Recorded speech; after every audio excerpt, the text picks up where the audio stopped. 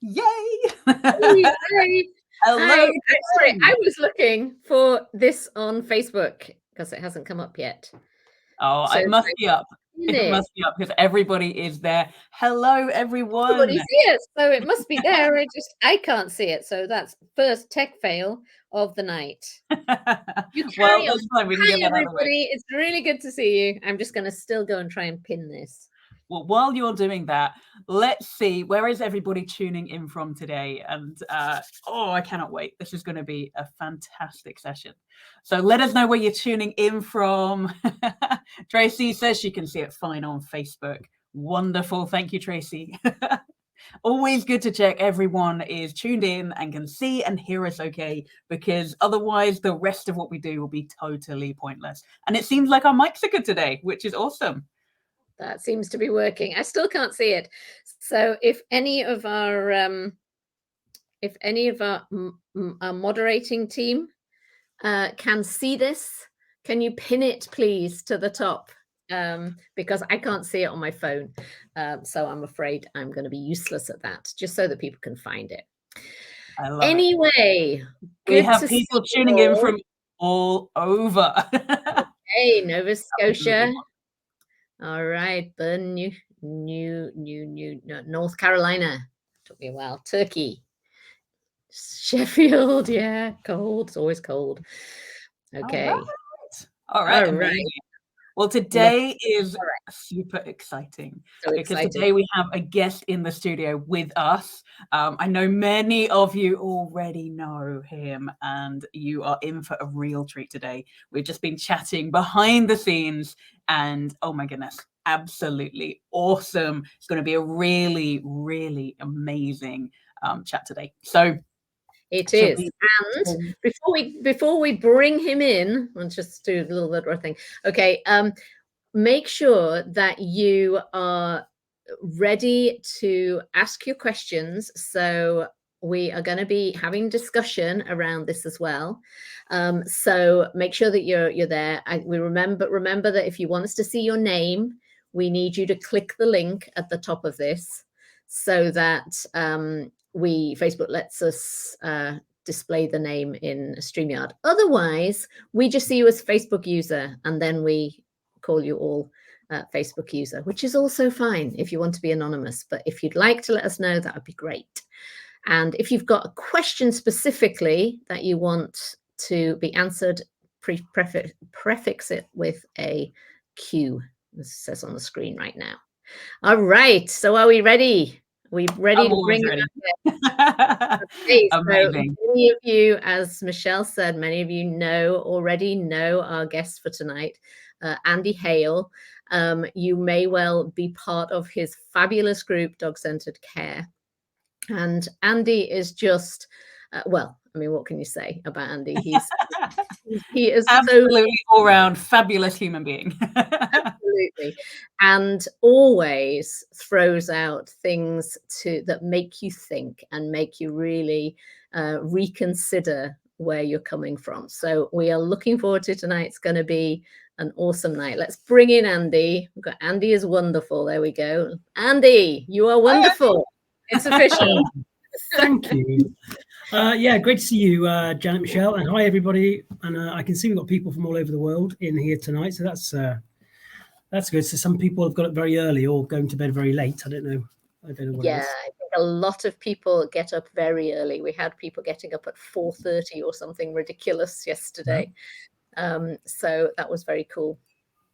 But yeah, I feel like there should be a prize for the person who gets up at the most insane time of the morning or night to tune in live. I think that is something that we should be doing. I think that's amazing. We could do that.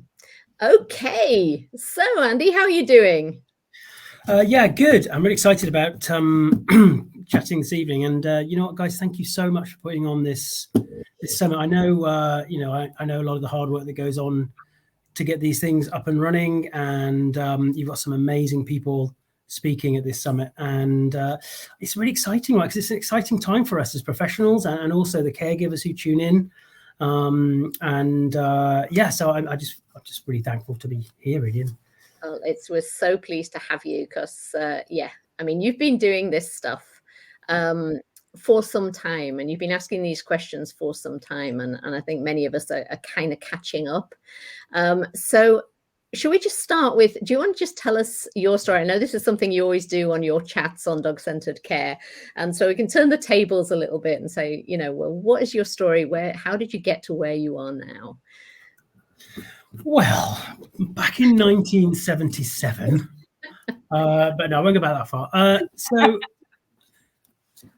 for me, I guess one of the things that is important for me pre-working education or anything else is my experiences as a young gay man.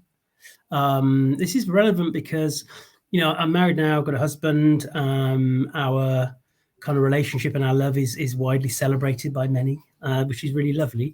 But that wasn't the case growing up in the 70s and 80s. And I had it kind of firsthand really about how my expressions, my needs, my need for safety, my need for connection was somehow invalidated by others. And that kind of stuck with me a little bit. And I've got a human psychology background, so I did 15 years involved in various forms of human support and therapies before I came to animals. And one of the reasons I had that change was my own breakdown, the mother of all breakdowns, actually. And it just goes to show, just because you know stuff doesn't make you immune from things. And my father had passed away at that point, and I was caring for my mother. My mother was disabled, so I was her carer. And I thought, I want to do something a bit different. And actually I was influenced by my own therapist, his brother. He's retired now, but he's quite well known in kind of zoos and zoo settings with positive husbandry that he really pioneered, and I got to know him, and that's kind of how I came over to animals. And then so this is all kind of relevant for me with what we're going to talk about tonight, about the emotional experience. So when I came into working with dogs, like everybody, you go down that certain route, and I thought, okay, this is what they do, and then I started thinking, well, hang on, this doesn't feel quite right compared to some of the things that I used to believe really passionately about regarding individuality in humans. And it was interesting when I spoke to some of my early mentors when I first came out as a dog trainer, and who were like, yeah, well, we're not talking about humans anymore, Andy, these are dogs and this is what we do. So, and I've always been on the positive side of things. I'm not a crossover trainer in that sense, but and it was the influence of people like Sarah Fisher, who I spoke to about a couple of these things like years ago, and she's like, you know what, just go with it if that's what you think. And it's talking to some people who gave me the courage, if you like, to stick my head up above the parapet with my Phantom of the Opera article that came out quite a few years ago now. But one thing that's really important is there's nothing new under the sun, really. It's how we as individuals take the information of those that went before us, and those that are still around us, and push it through our own filter. And I think what's great about what's happening at the moment is we've got really new faces and new voices, but also the very happy, welcoming return of those voices who've been talking about some of this stuff for a long, long time, you know, way predating anything I've done. And I also love the democratization of these conversations, because we're going to talk a bit about the emotional experience tonight. The point is, if you're alive, you have an experience, and you will have a lived experience, and you will have an emotional experience. So we can all have something to input and share. And actually some of the best conversations that happen in dog centre care are from caregivers, people who have gone down initially the train more route, and then realize, actually, I need to listen more. I need to do things a bit differently. And their kind of views, their experiences, their anecdotal, sometimes subjective input is completely valid. It's completely valid, and it adds to the richness of what we're trying to do. So yeah, so right up to date, then now I've got my dog centre care group. I was lucky enough to talk at to kind of get connected with Victoria Stilwell a few years ago. And to be fair to Victoria, she said, come along to the conference and talk about it. And that was when I had the chance to be able to talk about it. So I set up dog centre care on the back of that. And I thought it would just be quite a niche little thing. And it went a bit nuts. And it kind of showed me really that people needed a safe space to come into, not just the voices that have been around for a while who thought, actually, I can come and join that group and share things without being jumped on, which is what sadly had happened in the past when we were very heavily looking through a solely operant lens. But also those people who've been feeling a little bit like they wanted to do things differently, or they had some questions but weren't feeling that they could ask those questions out publicly. So I think that's why Dog Centre Care really kind of did its thing, really, and having wonderful conversations in the group. And obviously you've been in the group, Janet, Michele. I'm hoping to get you in the new year. That would be great. And I've just tried to curate lots of conversations, and some of them might not seem directly related to dogs. You know, one of the people we had was talking about the learning experience of children, you know, with Mandy Wilson coming along. Somebody else came in and talked about the challenges of working with pre and non-verbal children. We had the amazing Maya Rose coming in talking about domestic violence. They're all connected when we start thinking about how we turn up, or how we're better at turning up for the care and support needs of another. So there you go. How was that?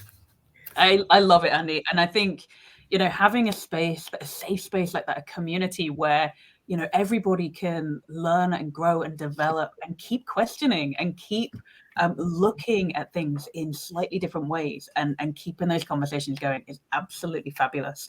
And yeah, I'm so glad that happened in the way that it did, because it has created a whole platform where, you know, everybody gets to come in and learn and share thoughts and ideas. And I absolutely love your chat series that you host.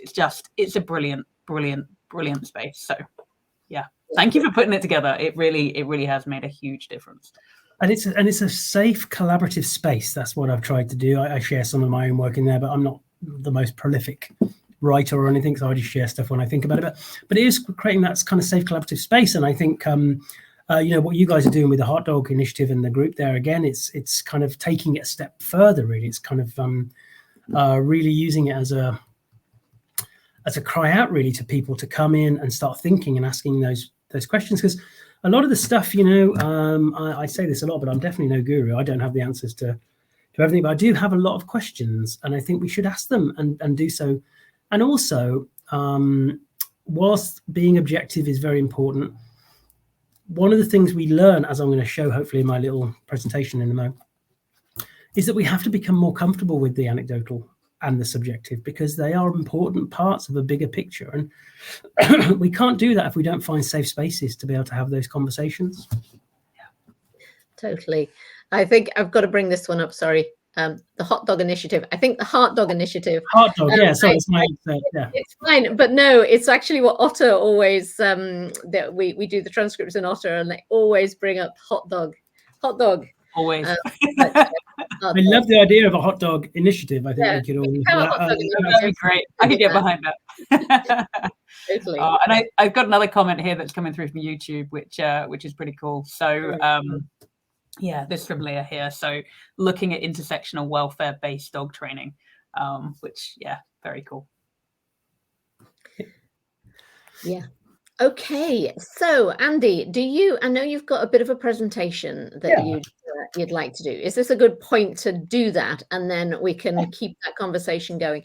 And how do you want to do questions? How do you want to do questions? You want to have us bring up the questions as we go? Yeah, I think what I wanted to do, because I heard you two speaking yesterday, what a great start, right? And originally I was just going to come on, we were going to have a bit of a chat, but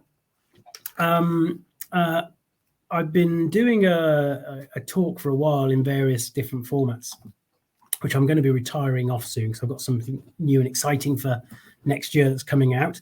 And I thought before I do that, it'd be great to take some of the slides from some of these talks, because I think they're very representative of the perception shift that we need, because perception really is everything, everybody. I can't stress that enough. How we perceive the behavior of another, indeed how we perceive our own behavior, will dictate what we feel that we have to do about it. And we're relying upon that perception being not skewed too much by our own biases.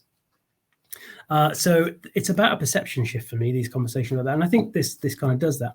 So I thought I'd share these slides and just run through them. So maybe if I run through the slides and then when I finish, we can, if people got some questions on the back of that, they can perhaps start asking them towards the end so they're fresh then, and we can pop them up, whatever you want to talk about. Okay, that sounds brilliant. Okay, so we will do that. We will hang on to them. I just wanted to, Anne, there's a question here from Anne. I can't get to this. Where do I connect? I think the fact that you're commenting on this means you actually must be in the Facebook live stream. So you'll be seeing it on Facebook. There isn't a Zoom room. So just to let you all know, you don't need to be anywhere else.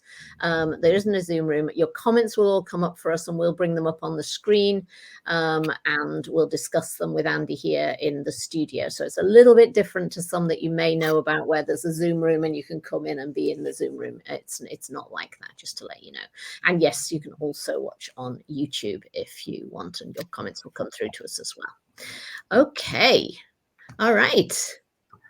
So I've just seen a question actually from Christine Seddon that she's might be worth coming back to as well. I don't know whether you can see that one, about what happens when clients end up, even with our best endeavors, they end up using aversive punishments.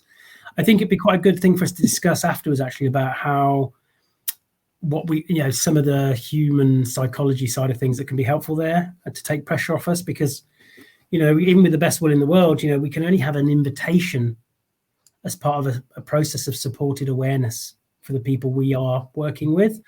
We can't make anybody do anything, sadly.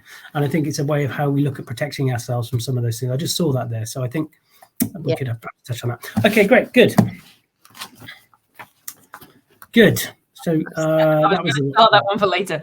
Yeah, cool. Okay, we can have a look at that. Okay, right. So I'm going to do my thing then. So bring that up. Bring that up. Okay, that's cool. We'll move us. So we'll jump. Okay, I'm still there. So I can't see anybody now. Oh, I can see myself on my other screen. Okay, cool. So I just want to share this with you. So some of you who kind of follow my stuff will have seen me do different presentations on this. But as I say, this is kind of a talk that I'm retiring off a little bit soon. I thought, well, it'd be nice, especially on the back of what Michele and Janet were talking about yesterday, to share some of this, because I think it can help to really think about why the perception shift is important. And that's why I love this quote here. Because it's not about, nothing really changes around us, but our perception of it does. And when we start thinking about things differently and asking some very important questions, it's amazing what we can look at. That's for sure. So let's have a look here. Now, it all starts off with this. So we're all indoctrinated into what we class in the human psychology is the good to bad continuum. That's the notion that somehow behavior is on a kind of a spectrum, a sliding scale of good through to bad. And underpinning that notion of the good to bad continuum is this notion that we somehow reward the good and we punish or ignore the bad. Depending on what side of the fence you're on, of course. And I see quite a few memes, actually, in the positive dog community that say reward the good, ignore the bad. When we think about this more generally, whether it's working with dogs or societally, it makes sense, right? It just seems right that we want more of the good. Of course we do. And we want less of the bad. The fact that we see that as being okay shows how heavily indoctrinated we are into it. And actually, if we start to ask some questions, it starts to show how some of it unravels a little bit. Now, one thing that's really important to say here is we need to have some structure when we think about us as humans, of course, because we need to have rule of law, social cohesion, social decency. So it's not about throwing away all the stuff. It's just about us. These talks you're having through Janet and Michele is all about just asking some questions. And these are important questions that we have to ask. Like, who decides what is right or wrong, good or bad? And that's a really important one. Who is it that's deciding the behavior of another is bad? That behavior of another is not wanted, is inappropriate, is not allowed. What motivates those narratives? So what is motivating that person to feel that that behavior is somehow bad, or that that other behavior is what is wanted or is good? How binary and arbitrary does this become? And this is really important as well, because if I decide that Michele's behavior is unacceptable because that's my narrative and I need that to change, but Michele tries to tell me that the reason she's doing that is because of something, how binary and arbitrary is my approach? If it's very arbitrary, it's a case of, well, I hear you, Michele, but I still need you to stop it, for example. And this last bit is really important. What value do those behaviors have to the individual? What value, when we think about dogs, the behavior that somebody has decided is unwanted or inappropriate or bad, what value did that behavior have to that individual dog? We're going to come on to that in a minute.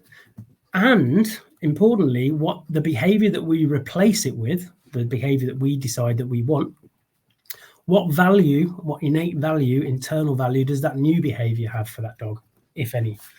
So these are really important questions. And before we come on to dogs, if we think about things from a human point of view first, we can start to see how this unravels a little bit. This saying here, children should be seen and not heard. We hear that a lot, of course. This is how it kind of has been in our society. Things are shifting and changing, I know, but especially when I was growing up, which wasn't that long ago, thank you very much, children should be seen and not heard. There's an expectation on the behavior of those children.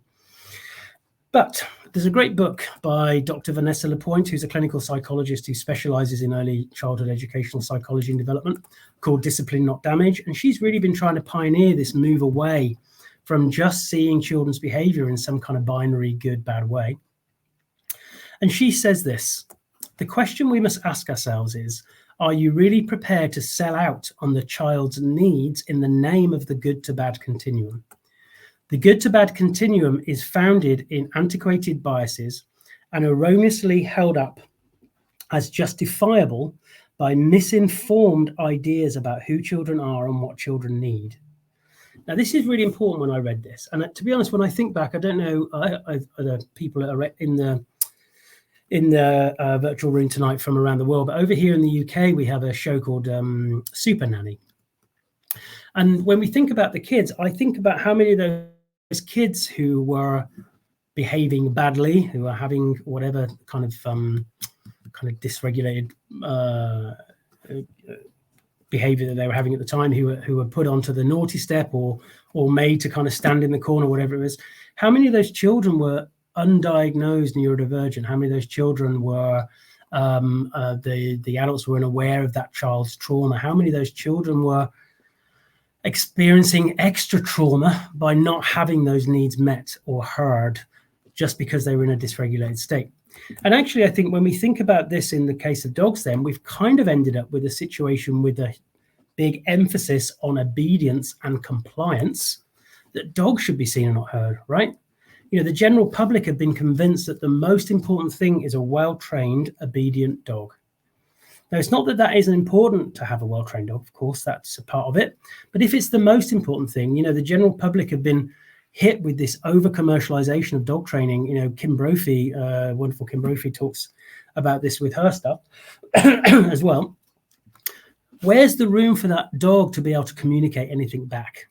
Because, of course, if the dog does do something, it's now a training issue. If you ask the dog to sit and it doesn't do it first time, it's a training issue. So actually, if we look at what Vanessa put in relation to children and change the word to dogs, it reads the same for me. Are you really prepared to sell out on the dog's needs in the name of the good to bad continuum? It is founded in antiquated biases, that's so true about dogs, and erroneously held up as justifiable by misinformed ideas about who dogs are. That's definitely true with a lot of the stuff that people still spout regarding the kind of rank reversal dominance model stuff, which is kind of 30 years, we're way past that. But even just this notion about who dogs are anyway. We talk about dogs all the time. Who are dogs? Who are dogs? It's like when the politicians talk about people. Who are people? At the end of the day, that individual dog, that beautiful, rich, unique, living thing in front of us has a story to tell us underneath these behaviors. And if we're just looking for compliance, we're looking for obedience, or we're just looking to kind of judge them on some kind of metric that is, the expectation, it's just unachievable, we're going to be missing out on a lot of things. And that's why, again, this is taken from somebody involved with children, but again, very relevant. This is from Jerry Lee Kroll, who is a clinical social worker over in America, doing amazing things, working with children in foster care. It's easy to confuse quiet and compliant with calm and well-regulated. You know, a lot of the task-orientated transactional training stuff is about compliance.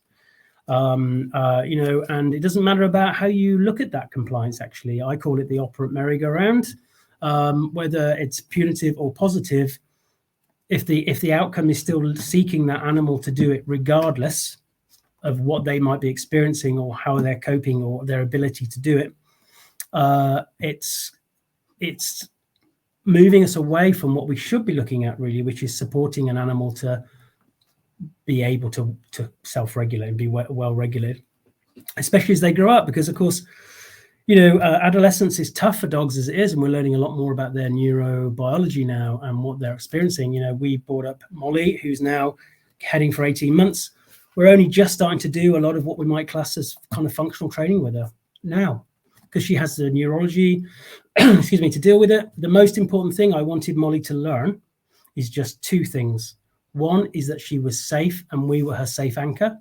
And secondly, that she had the time and the space to process the world around her to feel safe. Those are the only two things I wanted. Everything else was a bonus.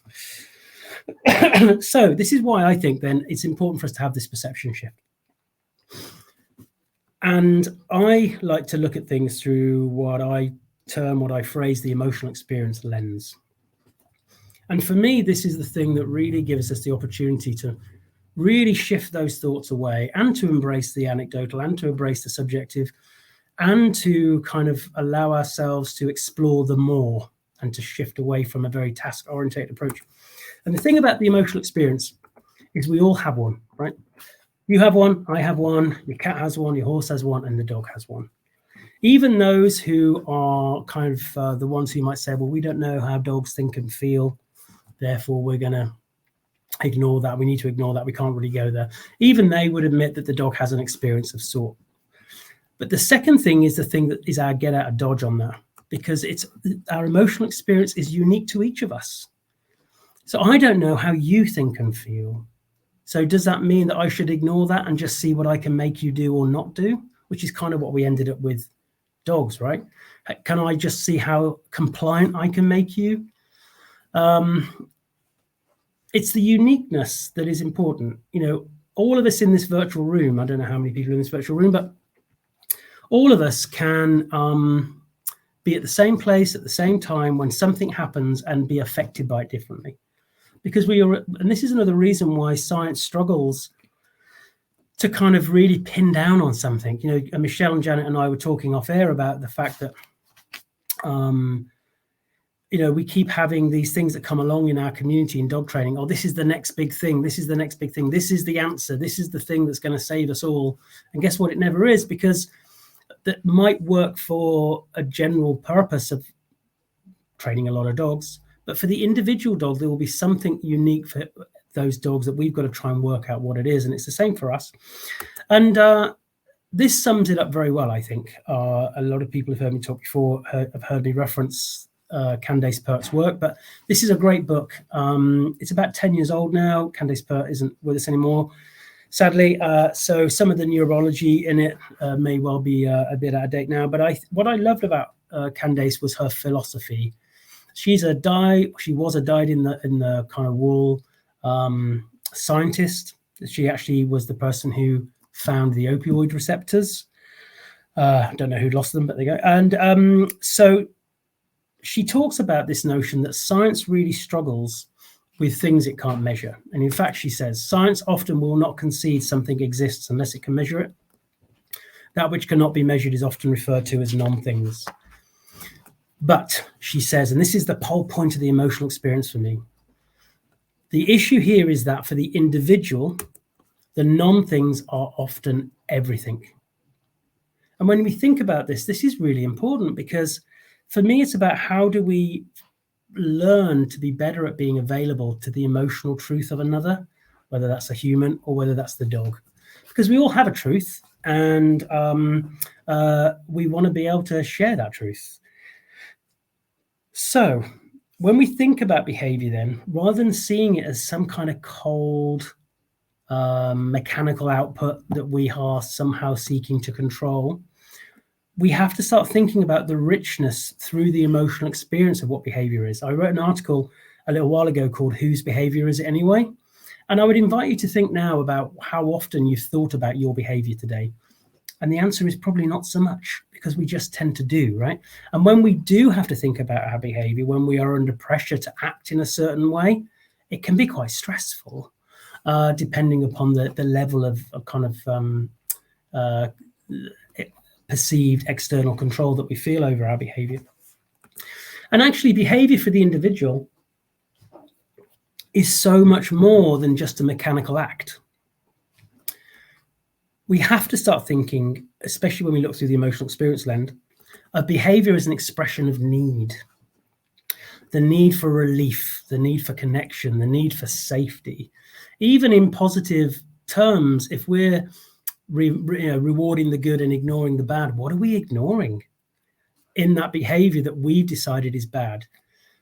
Are we ignoring a genuine need for relief there, a genuine need for safety? That, the brain seeks safe social connections for us social species. The most important word there is safe.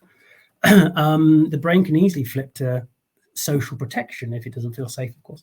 Relief is a big word for me, because whether we're experiencing physical pain and discomfort or emotional pain and discomfort, we then need to seek, we're kind of programmed to seek relief. We have to be mindful then of the behaviors, if we're judging them as being bad and we're going to ignore them, whether we're ignoring the opportunity for that animal to feel relief. So behavior is an expression of need, really important. And also behavior is an expression of self. This doesn't get talked about enough. And this is what I was saying about my article on Whose Behavior Is It Anyway? Because I think behavior is as individual as the way that we dress and the way that we wear our hair, right? And this is what really, when I was talking earlier about my experiences growing up as a young gay man in quite a hostile environment, my opportunities to express self, my opportunities to be able to behave, to allow worth and identity was kind of taken from me in those early days. I didn't come out until I was in my, in my 20s. So behavior is an expression of need. Behavior is an expression of self. We shouldn't be denying those when we start thinking about behavior just through that good to bad continuum. This is the same thing that happens with the kids I was talking about earlier, of course. It's easy to see a child who's dysregulating, having a tantrum for whatever, for want of a better word, or acting in a certain way. For us then to think, right, well, that's inappropriate, that's not right, without thinking about the genuine need that underlines it. And in fact, what I find interesting is, as humans, as a species, we can verbalize, we can talk, we can communicate. We also have a big thinking brain, which means that we can have a philosophical view on things. We can rationalize things. We can think over things. And yet, when I was involved in human therapy, everybody I ever met found it really hard to communicate emotional need. And it's no wonder when all of us from a very young age, especially through the kind of school and that kind of thing, we're kind of being expected to somehow conform all the time and not showing our own need, especially emotional need, through our behavior. I think it's interesting. Animals, on the other hand, they will tell you everything you need to know if you give them a chance to listen. And this is something that we'll unpack after this with Michele and Janet. Just something before I kind of finish off. I just wanted to touch on reward and punishment, because we've got to start thinking about this a little bit differently, really. For me, reward and punishment aren't the opposites. The opposite to reward is no reward, of course. And actually, often, they're just the different sides of the same coin, especially when it's driven by this external narrative that I was talking about earlier, with the need to change, control, or coerce behavior. And this leads to that kind of task-orientated approach.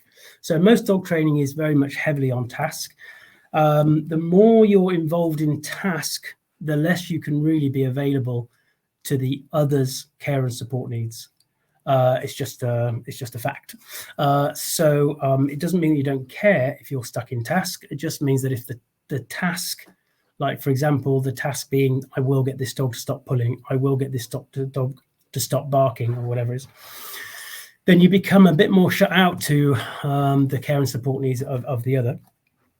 And a lot of my clients, when I first meet them, they're very much stuck in task, of course. And a lot of people who use aversive tools, It's not because they're not nice people, and it's not because they want to be cruel to their dogs. It's because they're stuck in task, and they've seen the guy on the telly who shows them how to do task. For us in the positive community, I think it's very important that we recognize as part of this notion the coercive potential of reinforcement. Now, the important word there is potential, the coercive potential. In fact, there's a great saying in human psychology, which is the path to coercion is often laid with good intention. And for me, this is integral when we start thinking about things through the emotional experience lens. Now, before I just touch on this a little bit more, I just must put a disclaimer up that everything's going to be all right, okay? Everything's going to be okay. This is not about replacing operant training or our training repertoire. I know Janet and Michele have kind of stressed this before. It's not about saying stuff is wrong. It's not about replacing stuff. It's about stepping back and realizing there is a bigger picture.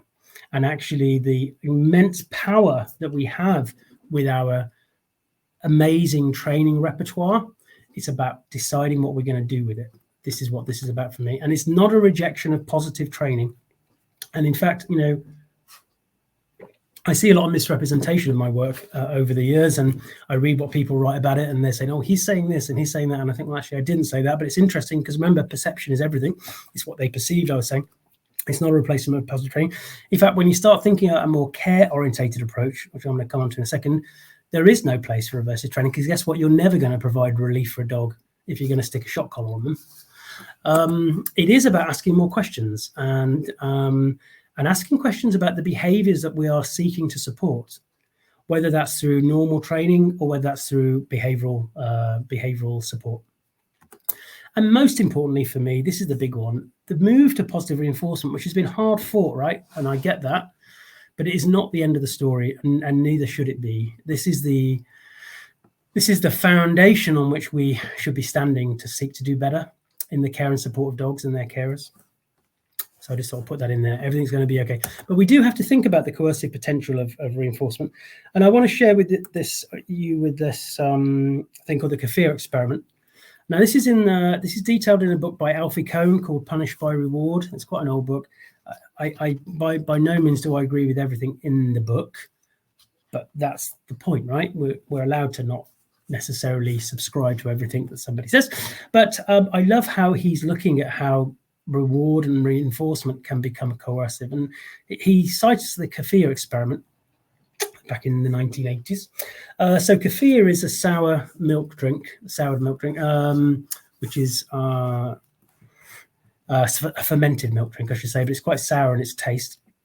And it was given to some children, and there was 3 lots of children. The one lot of children were given the kefir, and if they drank the kefir, they were given a tangible reward. So they were given, I don't know, a bar of chocolate or whatever it was. The other group were giving praise, like lavish praise, and the other group were not given anything. So there was no aversives involved. There was no kind of whacking with the cane if you didn't drink it. It was all looking at this stuff.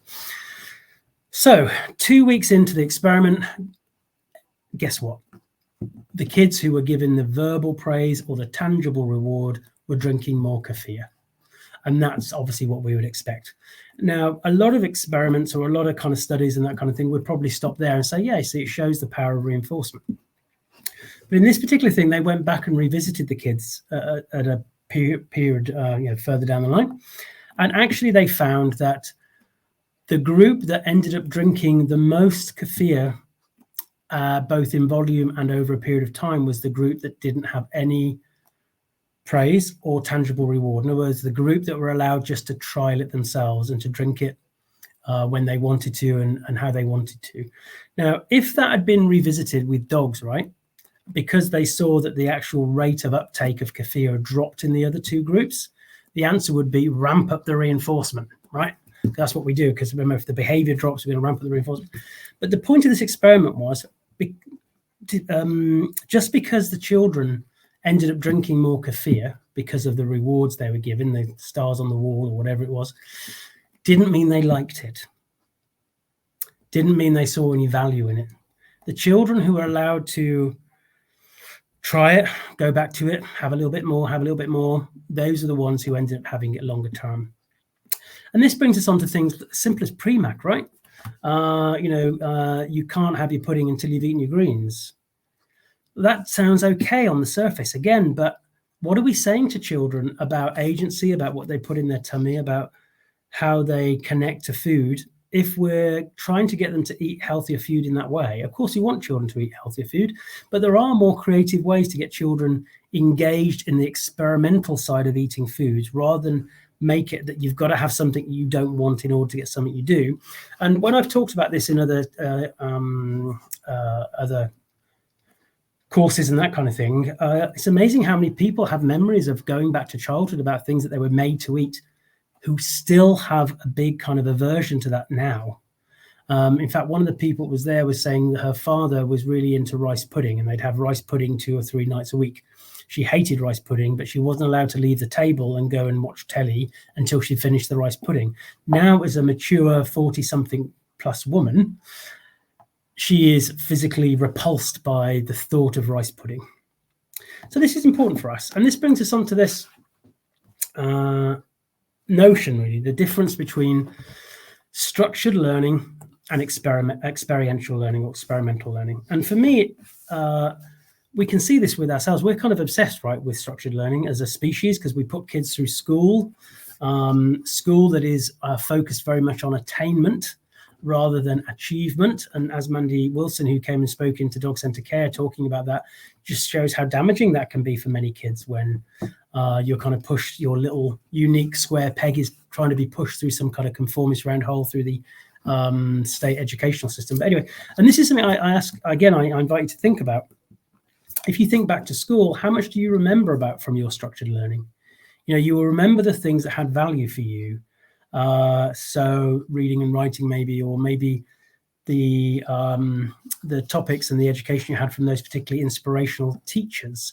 But a lot of it you won't remember, of course, but you will be far more aware of what you learned through the experiential learning because it had value to you. So that were things like feeling safe within that environment, how you connected to your peers, how you connected to authority.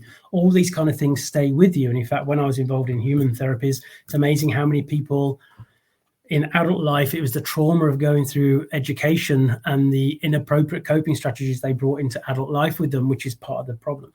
And there's a big thing here, and this is really important. There is a huge difference between what we are taught and what we learn. And this is really important when we start thinking about how we approach young adolescent dogs. Remember, the general public have been convinced that the most important thing they've got to do with that young, fresh brain is to do training. Sit down, come stay, and all the kind of obedience stuff. Mother Nature doesn't care about structured learning. She cares about what we learn from the experiences we have. Experiential learning is the oldest form of learning, right? And in fact, Mother Nature wants us to learn how to best regulate that nervous system of ours as we mature. And in fact, our learning to self-regulate is so important because self-regulation is not innate. We have to learn it. And when we think about things around social safety, emotional safety, attachment, all these kind of things that we are learning a lot more about, also looking at how similar the dog's brain is to ours, actually, in a lot of those kind of fundamental aspects in that first 12, 18 months of that dog's life. How much are we equipping that dog to be really good at self-regulation? How much time have we given them to be able to process the social environment, to process the physical environment, to be able to feel safe, to be able to take things on and put good information away? And the answer is not much. If we're just trying to get them to be compliant and obedient all the time, trying to fill up their brain with stuff that means a lot to us, but doesn't necessarily mean much to them. So I just want to finish with this quote again from Candace Pert, because I think it's very relevant. My research has shown me that when emotions are expressed, which is to say that biochemicals that are substrate of emotion are flowing freely, so she's looking at things through a very science lens here, all systems are united and made whole. When emotions are repressed, denied, that's a powerful word, right? Denied. When we think about dogs should be seen and not heard, how much are we denying of that dog because we have perceived that dog's behavior to be bad?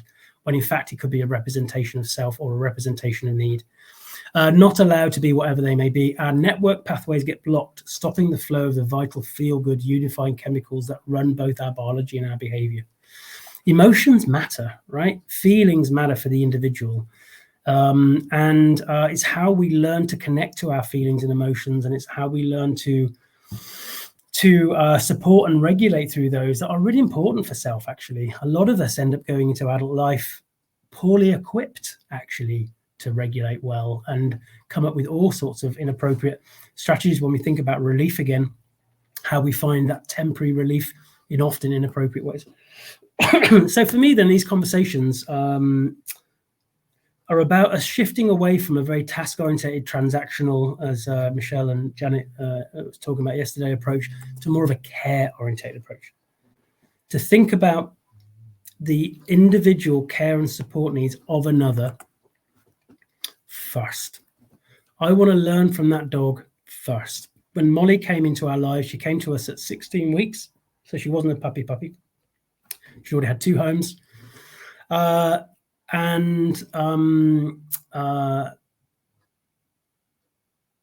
husband and I had to learn from her first. She had loads to tell us. She was a heavy biter, and we learned very early on that she was extremely socially sensitive, although she had very specific social processing preferences, even as a young pup. So we had to give her a chance to be able to do the processing she needed. And guess what? The biting went away.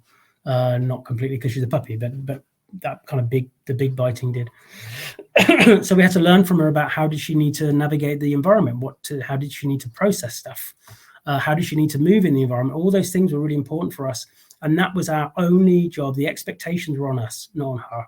The expectations were on us to provide a safe learning experience for her to do that kind of learning. And she was learning all the time. We benefit from the fact we've got 2 of the dogs, of course. We saw the social learning happening all the time. But now we're starting to build our vocabulary even more. Remember, there's a big difference between what we're taught and what we learn. Just because we didn't do any kind of direct training with her, and I'm not saying you shouldn't, if that's what you want to do, that's great. But actually, she learned a huge amount, and she was really good at picking up on things. Right, good. I'm going to come back into the room, guys. I come back into the room somehow. How do I do that? All right. Back in the room. You're muted. I've got a bit of a tickle in my throat. So what I wanted to try and share with those slides really was just take us through some of the important bits about why we need to have a perception change. And obviously the slides are part of a bigger kind of presentation, but I think it gives a flavor of some of the really important questions that we have to start asking, because just because we can change the behavior of another, that shouldn't be where we end up. It's asking the questions why. And having Molly as a young pup, has been a huge privilege for us, seeing her grow, seeing her tell us what she needs, and for us to try and provide those things for her. The only thing we really kind of trained in, I guess, was a response to a whistle, but that was pretty easy because the other 2 were already doing it. That's the point. We live on a beach here. She's only just started to see the beach now. In those early months, it would have been too much going on for her. Remember, this is Molly's story. She told us that she needed more time. So we found quiet places to let her mooch and process. I remember us coming across a cut down tree once. It was just a tree stump. She spent about 10 minutes around that. Just kind of, this is a bit weird, and let me have a sniff of it. And we met a horse recently, first time she met a horse. And I knew we'd got it right for her because the first thing she did was sniff it. It was nose first. She thinks, because we'd given her all the time growing up to know, if you need more time, you can have it. The trouble with compliance and obedience, right, is that we're like, no, you got to do it now because I've asked you of it, without waiting for feedback. Training for me is about building a vocabulary. That's what it's about. And everything is a request. It's a request because there could be 101 reasons why the dog can't do something. And it's up to us to make sure. People say all these things, don't they? Like, yeah, but what happens in this situation? What happens in that situation? I think, well, the problem is the situation, because there is no 100% anything. This notion of the 100% this or the 100% that, because there are too many variables there, right? Yeah, I love that, Andy. And I think, you know, we did a presentation on choice actually fairly recently, although probably is longer than I thought. And it's so important that we look at that we look at reframing that, because even when we've done the shift from command to cue, it's still an instruction. You know, it's still a prompt, and a prompt is, you know, you've got an idea of what success looks like when you set up a cue. And the success is having that behavior done. And it doesn't give freedom for the other individual, the dog, to say, I can't right now, or I'm not ready, or I need more time. Because I don't want to. Yeah, or I don't want to. Totally. That's a big one, Janet, isn't it? That's a really big one, isn't it? I don't want to. Yeah. Yeah. Absolutely. Sorry, Michele. Sorry, I love that sort of changing and reframing, even that to like request, like I'm asking, can you do this? You know, and if the answer's no, or I don't want to, or not right now, that's absolutely fine. Like you say, it's looking at that journey, the emotional experience of the individual in question, and tailoring everything to support that experience. And it's not about outcomes and ticking off boxes and yes, I've done this and I've done this many things, and we've been to this location, or we've met this person. It's about what's the experience of that individual and how can we really help them and support them. I love that shift. And that's important because, again, the general public have been, and our community have to, you know, this is, I wrote a piece recently called Dog Training, the Uncomfortable Truth, looking at this stuff, because they've been convinced, as I said in my thing, that the most important thing is a well-trained, obedient dog. Now, the thing is then, if you're asking your dog to do something they don't, they perceive it as an obedience issue now. Whereas there could be many reasons why that dog can't do it now, either because they're too overwhelmed, they've already got too much on their plate, they physically can't do it right now. There is something in the environment that's helped them, that's made them feel unsafe. And it's a shame, because that young brain, especially, this is my big thing I'm going to be focusing on next year with my new lot of talks around social safety and looking at the kind of neurochemistry, but also the kind of the evolutionary aspect of this. How many of those dogs are seeking to us for that safe port call? And in fact, we're just putting more pressure on them. And that comes back to this thing about behavior as an expression of need, and also behavior and expression of self. We've got 3 dogs here.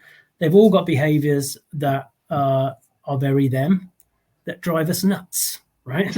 But it brings them great joy. You can see it in them. It's something, it's their thing, right? It's their thing they do. Some of it is pretty breed specific. So we got, out of our 3 dogs, we've got 2 Labradors, so we can never find a pair of shoes, right? But that's something they lifted up. But there's lots of things that are specific for them as well, I think. And but when we think about what I've talked about, when you really think about it and you step back, you think, wow, this has bigger implications. Actually, it's not just about us and dogs, it's about us with each other. It's about how we allow our own, so the brain wants to create a safe worldview, and builds that up through belief systems and value systems and everything else. And then once it has that, it wants to protect that. And that's where we have our biases and our cognitive distortions. And it's very easy for me to think, do you know what, Janet, I know if Janet does this, she'll feel better. If Michele does that, she'll feel safer. Because I think if everybody else viewed the world like I view it, then they'll be okay. But that's not how it is. And this is why that kind of coercion is often paved with good intention is very important. Because we can think we know what's best for our dogs, all we like. But ideally, we need to ask them first. Absolutely. Absolutely. And that whole thing about how we all have a different experience. I think I said this to our students before, but we once had we were once doing a quick coaching course, and we were split in according to personality type groups. And the difference in the way we had tackled a question that we were given was like phenomenal. I mean, it was like I was in a group that was all sort of, well, who feels that they want to do this? And another group was all about the logic of it. And it was the first time that I had really actually realized that people don't even think like me, let alone feel like me. They don't even think in the same way. And we all think about things differently. We all have different models, different experiences that we have used to shape how we see the world working. And if we don't even, as humans who can communicate in the same languages, more or less, are not really seeing the world in the same way, this notion that somehow we know best for our dogs, a different species, is kind of arrogant in many respects, isn't it? It's that whole thing of, I'm the one who can make those decisions. So yeah, I think the individuality thing is a really important thing, and just to try and be thinking about that for ourselves. I love that. I love that thing about the uniqueness of our experiences. But also, just on that point, sorry, Janet, because one thing that's really important is to be truly available to the emotional truth, if you like, of another is really hard. And that's really worth remembering, because of the fact our brain doesn't like to reappraise much, because it's going to, there's two things about humans. We're all quick to judge, and we all hate to be judged. And the reason that we're quick to judge is because that's what our brain's designed to do. It's what we call just cognitive appraisals, quick thinking, fast acting, it's efficient. But it's only as good as the information it has, right? which is our own outlook. And this is why we have all the problems we have with Trump or not Trump, Brexit or not Brexit, or whatever it is, all these kind of polarized views, because people get stuck. So being available, actually truly being available, is hard. And it's even harder if you're not in a well-regulated state yourself. So one of the golden rules of human therapy is for the therapist has to be in as well-regulated state as possible. Say as well regulated, because obviously nobody can be 100% all the time, but as well-regulated as possible, because you can't be available to somebody else's care and support needs if you're already elevated yourself. And it's the same with our dogs, right? So actually it can be very hard. And somebody was asking the question earlier on about, even if you try and do the best you can, some people can't let go of the fact that somehow there must be a consequence for the behavior, or, that you have to show them who's boss. And this is why I genuinely believe, and I've been criticized this, I know, but we can't be held responsible for final outcomes ultimately, because, I call the shift that we have to do supported awareness. My role when I meet a client is to invite them, support them to shift their awareness of their animals' care and support needs. But it's an invitation. And now most people, if you get the language right, they get it and they're excited by it, actually. Some people, though, they're so stuck in that worldview, in that belief system, that is so heavily guarded, and often that's because of trauma, actually, that now isn't the time they're gonna get it. They can't move on. And we shouldn't burden ourselves with the responsibility of the fact that they aren't ready to shift yet. That's their story, and we just have to be available for when they're ready to. And that's why, as I say, we can't be responsible for final outcomes. I think it's a bit easier if you're looking at teaching the dog something. You can break that down and do all the things, but especially on behavioral stuff, there are so many component parts now that we know about. Trauma being one, physical being one, physiological being another. There's too many component parts there. And also the fact that we're probably there for about a fraction of a % of that animal's life. We're not living with them. So I think that's kind of comes back nicely to that question from earlier, really. We can't get through to everybody, sadly, and we shouldn't try and burn out in the process of trying to. Yeah, and that's a really good point.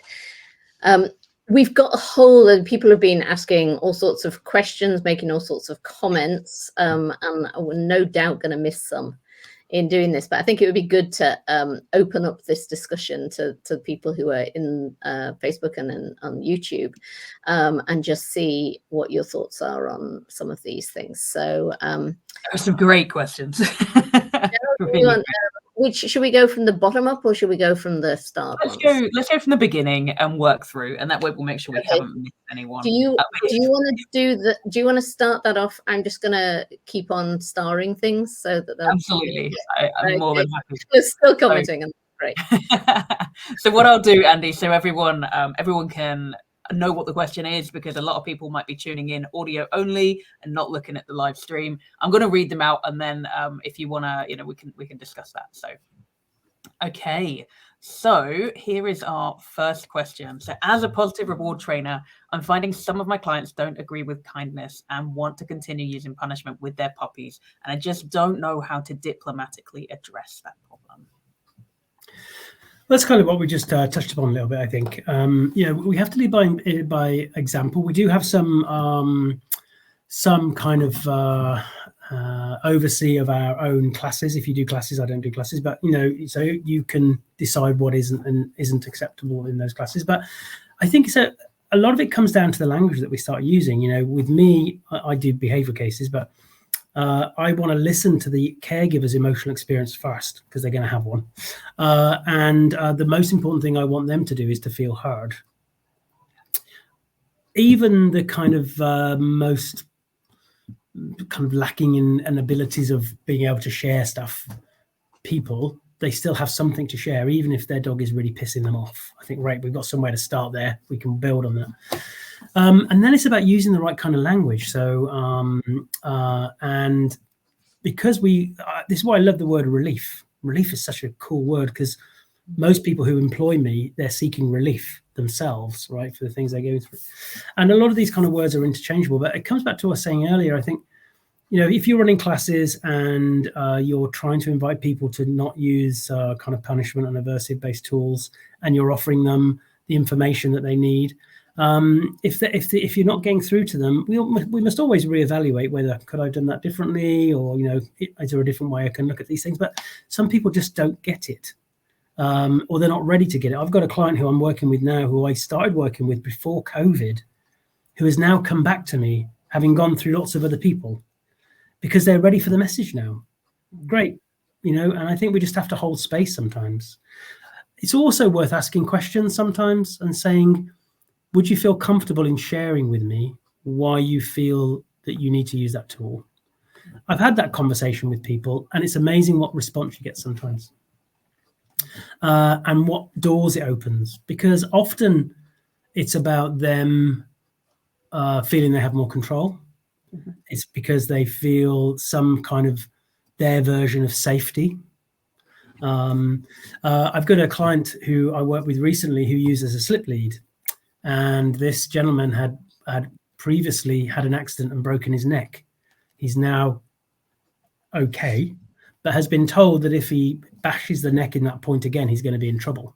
Mm. Now, he feels he has control with. Now, who am I then to say to him, got to get the slip lead off and try another tool, and then have it on my shoulders when he gets pulled over, right? Even if it's not because of the new tool, in his head he might be. So we looked at ways of kind of changing the slip lead, looking at ways of dealing with that, to build his confidence up before we were able to move on to another tool. So sometimes we have to meet people where they are and shift them. I had a guy, a lot of people hear me share this story, I know, but it's a powerful one for me. A guy who, when I met him, when his dog barked at another dog, he'd hit the dog with the lead. And that was his way of dealing with it. When we went through this process of supported awareness and we started working through things, I didn't need to say to him anything about that, because he was able to say to me that he realized that the reason he was hitting his dog wasn't because he was punishing his dog, it's because he felt embarrassed and angry. And that's because we tend to think all the time in terms of reinforcement and punishment. Who thinks like that? People don't, right? People don't think, I'm going to punish my dog now when I hit him with the lead. They're like, God, you're really pissing me off. I'm going to hit you with the lead. So he came to that realization himself, and it was powerful. And I wouldn't mind betting to this day he's never done it since. Mm.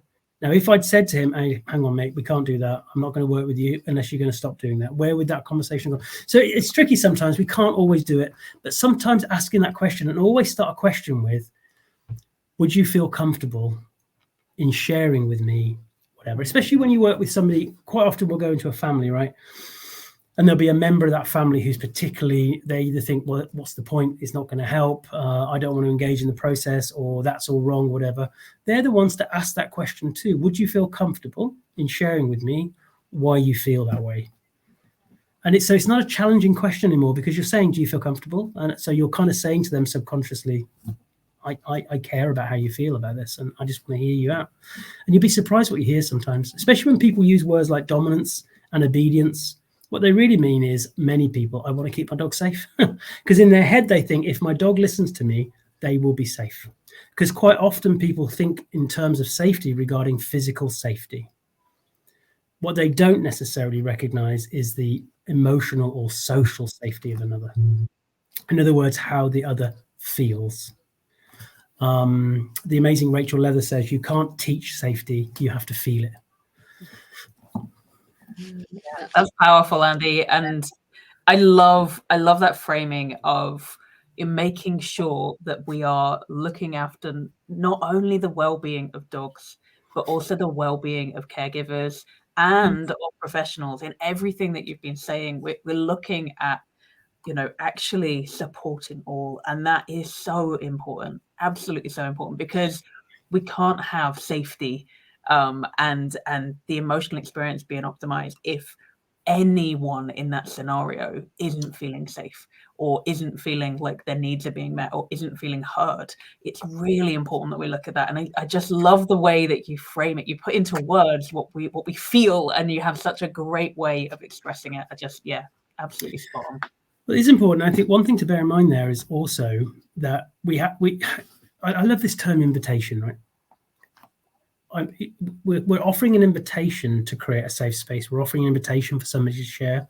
Could be all sorts of reasons why they don't. All three of us in the room have tried to create safe spaces in the past, and other people have felt them to be opposite to that. Because remember, perception is everything. I can't be responsible for the perception of others. I can only be responsible for my own actions and feel connected and authentic with them. And I think we should, you're absolutely right, Michele, try and be available to others and their needs. But ultimately, we're not responsible for them. And I think that's really important, because there are too many variables, again, with these things. And at a workshop that I'm running at the moment, just a series of workshops that you both have listened in on, this thing about when you think about all the people that know you, they all have a different view of you. There is, for as many people as there are that know you, there are different versions of you. So when you think about it, all those expectations that people put on you, the positive stuff, how can you possibly fulfill them all? Guess what? You can't.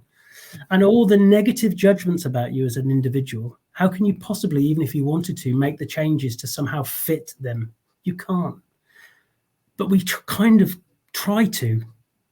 And this is where we shift away from our own sense of worth, because we put too much value upon trying to fit those narratives of others. And you said it earlier, Michele, I love what you said earlier, and I love what I've heard you said in another one of your podcasts about who decides what success looks like in training. Who decided that? Because you were in the thing I heard you talking about before, you were talking about training classes. Who decides what that training class looks like? Did somebody decide this is what a dog training class looks like? Because we kind of feel that somebody has at some point, because everybody does it the same, right? But who says that? Who says that? So this safe space notion, this notion of being more available to the emotional truth of others, also includes us being more available to our own, I think. Yeah. And not losing ourselves in that. I love the idea of unburdening from the end result, because you can't be responsible for where somebody gets to on their journey, because like you say, they might not be ready. And in this industry, so many of us have struggled with things like imposter syndrome and burnout, and often that is impacted massively by not feeling enough, not feeling like we can make those changes, and trying to the point of complete detriment to our own well-being. And I love that reframing and making sure that we're not losing ourselves in the sea of everything else that we're trying to support others in. So. And there's a really good little cool thing there before we come to some more questions. And I talked about this in the workshop, I know, but our only defensive instant reaction brain, which I think is helpful to name, so I call mine Bob, right? So somebody says something negative about me, Bob's there saying, you see, you're not good enough, people don't like you, all the kind of things that Bob does. And that initial language we often have is quite destructive. We have to retrain our brain, and you could say this stuff doesn't come easy, and that's the point. It's hard, right? It doesn't mean we're not affected by stuff when the negative stuff happens, but we have to retrain our brain to think, actually, I'm going to take a breath. I'm going to sit with my emotion a minute, because that's pissed me off what somebody's just said. Sorry about my language, everybody. Then I need to think, right, let's make this more descriptive. Let's make it more descriptive. So if somebody leaves me a bad review, Bob's there saying, see, you're not good enough and blah, blah, blah, and all these kind of things. But actually, if I step back and think, well, actually, looking at it descriptively, what that review tells me is what I'm offering, they're not seeing the value in it. That's more descriptive. I gave an example in my workshop about when I was on holiday recently doing some bodyboarding, looking very attractive in my wetsuit on holiday. And I was, it didn't go well. It would be very easy for Bob to say, you're not any good, you see, you can't do anything, and all these kind of things. And if I let Bob take over, it means I wouldn't do anything new again, right? But when I calmed down a bit after the embarrassment of it, I was able to be more descriptive and think to myself, do you know what? The reality is, it's my first time doing it. And clearly, if I want to do it again, I need to improve my skills. That's descriptive. It doesn't help that I've got a husband who's bloody brilliant at everything. Yeah, so that's the thing. And this is the thing about comparison. The comparative brain in humans is online as early as 3 years old. It's really in charge at 6 or 7. And that comparative brain needs taming, not feeding. And we feed it. Our industry is based upon a hugely, overly, sadly aggressive, competitive model. So all these things are extra things. These are more on the human side of things, but I think the comparative brain's there with caregivers too, because they perceive that all the other dogs around them are all running through the fields, having doggy friends, and having that kind of lassie life. Whereas in fact, we know statistically, a big proportion of them will have a challenge of some sort. They might be okay in the social environment, but they can't be left home alone, or whatever it might be. But we compare all the time, and quite often I go out with some of my clients with the really challenging dogs without their dog, and we just go off down the local dog park or goes down the beach, just so they can actually be reminded that what, Rover isn't odd. I think that bringing it back to the caregiver like that, I think is really important for us as well, isn't it? To remember that all of the stuff that you've just said about us applies to them. And so sometimes we'll be, I think, getting frustrated with people because we feel that they're not getting it, but they're dealing with all of their Bob's comments on their shoulder, aren't they?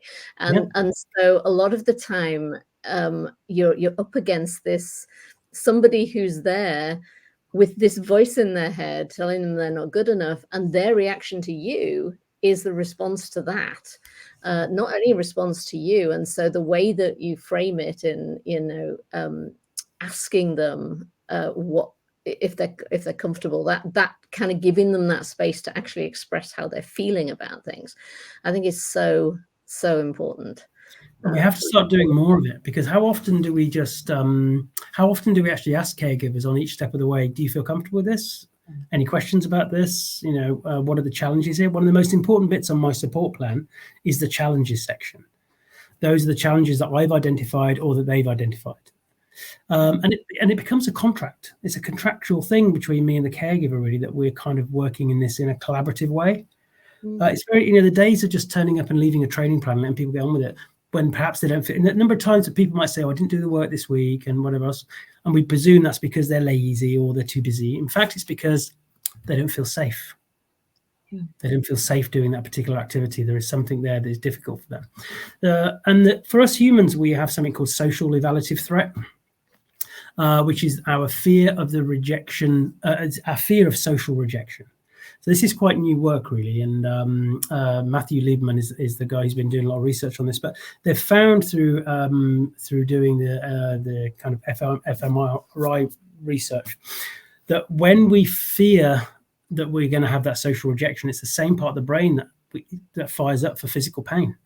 So social pain, physical pain, the body doesn't know the difference, really, and that's what a lot of our clients have already been experiencing for quite some time. If their dog was barking and lunging in an empty field, it probably wouldn't affect them so much, but it's the judgments of us. And this is the point, this is why I'm really focusing in on social safety next year with some of the education I'm doing, because it's just so integral to us all, really. I genuinely see for us that do behavioral work that we are kind of like the social services, really turning up and trying to, Kim obviously uses the term mediator. And I think that's kind of how we have to see about things. There are multiple nervous systems at play. That's why it's important that we stay as well regulated as we can, because if you're struggling with compassion fatigue, for example, a lot of these things come back to this notion of dysregulation in ourselves. If your bucket's already a bit too full, if you're already running a bit on empty, it's really hard when somebody says something to you that you don't take it personally, or that you suddenly see it as a rejection, or that you just don't have any more F's to give, as they say. And that's why, right? Because so self-care is really important. That's why I put together this new workshop on looking at some of the areas that are important for us as professionals. It is. It's so important. It really, really is, because without us pouring into ourselves and having relief and releases and ways of looking after our own well-being, how on earth can we possibly go in and do a really good job of looking after with other people, with dogs? It's so important we take care of ourselves. And that's really great to hear you frame it, because it's one of the reasons that we're focusing on all aspects of well-being in the summit, because we wanted to make sure that there's going to be pieces where people are getting that support as a professional, or as a caregiver, that actually getting a chance to explore those things, because we know how absolutely vital it is. And I think the more that we can get that well known about, the better the experience for all of us as professionals, and further afield, it's just going to be like that ripple effect. So yeah. So yes, do come to those ones. Everybody who's listening, do come to the ones that are about people. So we have some presentations in the summit which are entirely about people, including a couple from people who are outside of the dog industry, but very much in the people industry. And I think they are so important, both for us as professionals, and also professionals and as caregivers for dogs, particularly if you've got a dog who's got issues, but also for how we understand and relate to our clients. So yeah, there's just a bit of a plug. Sorry, Andy. It's important. I think we don't, wouldn't it be great if the main conference providers, the big kind of associations and that kind of thing, made a bit of a pledge to dedicate a percentage of the airtime to well-being and self-care, because we don't generally, and it's really important, because I think our industry is particularly susceptible to a lot of these problems, because we have multiple entry routes. We have multiple educational providers, all saying they're better than the other. We have different levels of accreditations. Again, just because you haven't got this, again, it's that attainment over achievement thing. If you don't have that certain piece of paper, those who do have that piece of paper think that anybody else is somehow lesser than. And some people, invest in kind of structured education, which is really cool. And those who kind of follow an academic route, which is really cool. But some people don't. Or for many reasons, actually. There are many reasons why people don't. I was talking to somebody recently who's, she's in the industry. She's done a lot of her own self education. This is somebody in the UK, and she's a single mom with a child with learning challenges. The thought for her, if she had to go to university or to have to do things, it's just not achievable for her. And she's also would then not be able to be bringing in the money she is as trying to be a working single mom. So there's lots of stories here. It's not just a case of people not wanting to go and do things. And I think so it puts extra pressures on us as a community, because we're so disparate. And then if you add into that this over competitive element that we seem to have, and then also this attachment to some areas of almost cult-like status that some people can have, which creates a kind of a gang encampment thing. I'm in this gang, you're in that gang. So it can be tricky to navigate. And even knowing that stuff doesn't make it any easier. I know that myself. It all sounds wonderful being in this kind of well-regulated state, but it doesn't come easy. You have to work at it, sadly, because when those, it's like with my breakdown. When I was in my early 30s, I didn't even see it coming.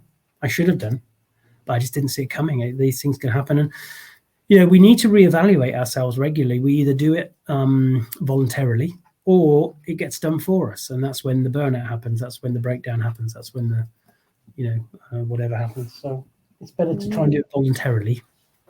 Yeah, I think it is so important, and especially in our industry, which is full to the brim with empaths and people who really, really deeply care. It is never more important than within the roles that we're doing and supporting. So, yeah, for sure. We're not getting far through the questions, are we? But let's let some others join in this conversation. Let me pull up some questions. But this is great. No, it's great conversation, and I'm sure that the discussion will carry on anyway afterwards. So we'll go through a few more and see where it takes us. Okay. So we've got a couple of requests for the link to your article, Andy. So the Phantom of the Opera. So if we could get a link to that, we'll make sure it goes out in the email. I think that would be that would be a really, really great one. Yep. Tracy is saying, have you ever listened to Christine Barnett? The approach she took with education with her children is incredible. So I've not. Have you come across that, Andy?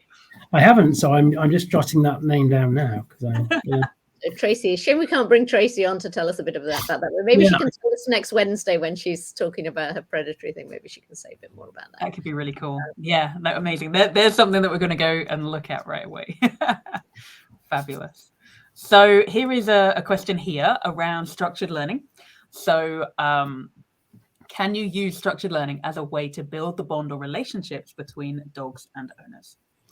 Well, of course, you see, this is the thing, but it has to be down to the individual, and this is that thing about waiting for feedback. If we're just kind of pushing on with relentless reinforcement schedules, where's the feedback? So building a bond, there's this notion that somehow you have to do training to build the bond, and I think that is the bit that's wrong. The fact that training can build a bond, of course it can, as long as it's a reciprocal thing. I've got 3 dogs. Only one of them enjoys any form of let's do some stuff. The other 2, one just really genuinely can't be asked, and the other one is just like, nah, I'm not interested at all, really. And it's really hard, and you have to work hard to get their attention on stuff. If it's something they want to do, oh my God, you try and get her to stop it. This is Molly, of course. So we've kind of adapted things to see what Molly wants. Now, how often do we get dogs and we've already mapped out their whole existence? I'm going to get this dog because we're going to do this. We're going to get this dog because we're going to do that. And you just don't know until you get that dog and what it is that they're going to be doing for. So yes, building a bond for me is about the ability to have two-way conversations, even with the dogs, the ability to be heard, and the ability to feel safe. And I think that's really where bond kind of comes in very much with our dogs. But so I would say those people who say that you have to do training to make a bond is wrong. But to say to do training can create a bond isn't right or wrong. It depends. See, this is fine. Waiting for that kind of feedback, I think, is important. And I look at how we define what that bond is as well. I've heard people say, oh my God, I've got a great bond with my dog because the dog's really compliant. Would the dog say the same? I don't know. It depends on what you mean by that kind of notion of a bond. It's all about relationship for me. It's about connection. Relief, safety, and connection. Those are the two really important things there, I think. Yeah, absolutely. And that whole thing about relationship, the more I think about that, the more I kind of keep going back to human relationships and how I would feel if this happened in a relationship I had with somebody who was close to me, whoever. And I think that, I mean, we sometimes shy away from that sort of thing because everybody kind of goes on about, oh, it's anthropomorphizing, but it's not. It's about relationship at the end of the day. If we're having a relationship with another species, with any being, then looking at that from the point of view of, well, how is that feeling? How is that feeling for me? And how would I feel if I was the other part of it? Now, you're still not going to know because they may feel very differently about things. But yeah, I think that whole thing of looking at bond as being something that it's a two-way thing, isn't it? So it's got to be about how the dog feels about it. And I think whether it's a puppy who's just come in or that rescue, I think that personally, my personal opinion, that's all, but personally, the last thing I will want to be doing is throwing loads of training into the mix, because the most important thing I need to let that dog is to know that I can learn from you and you can learn from me. Remember the difference between what you're taught and what you'll learn. I want them to learn from me about feeling safe, that they can feel safe. I want them to learn that I will listen to them, and I will allow that bond, or whatever we want to call it, to build from there, rather than just going in with preconceived expectations. Remember, I keep coming back to this saying, but coercion is often paid with good intention.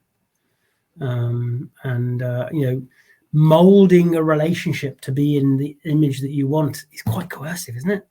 And many people, and myself included, not now because I've got a wonderful husband, but I think back to relationships in the past, on both me being molded by another and also me molding another. We've all been there.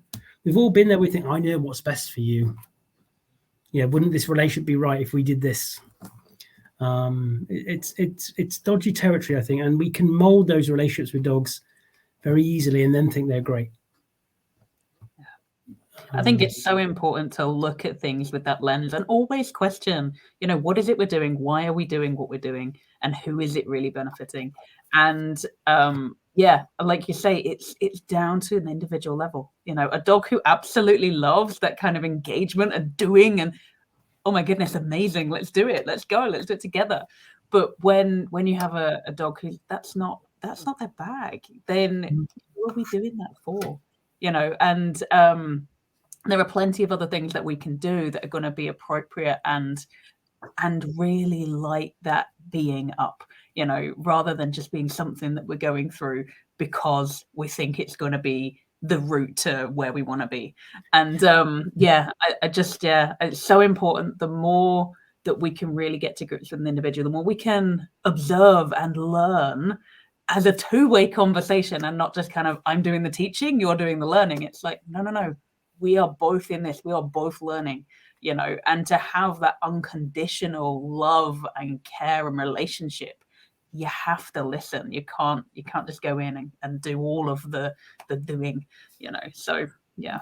And I think wait until dogs are old enough as well, I think, because Molly, she's just turning 18 months now. She's telling us a lot more. She's more mature now. She's more she's getting to that point where this is the Molly we're going to have now. Obviously, dogs keep changing just like we do.